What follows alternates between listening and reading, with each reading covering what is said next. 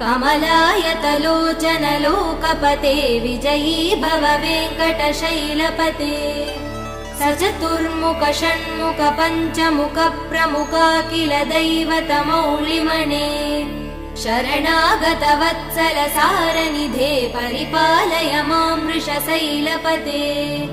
अतिवेलतया तव दुर्विषहैरनुवेल कृदै प्रपराध सदैः हरितं त्वरितं वृषशैलपते परया कृपया परिपाहि हरे अधिवेङ्कटशैलमुदारमते जनताभिमतादिकदानरतात् परदेवदया गदितान् निगमै कमलादयितान् परं कलये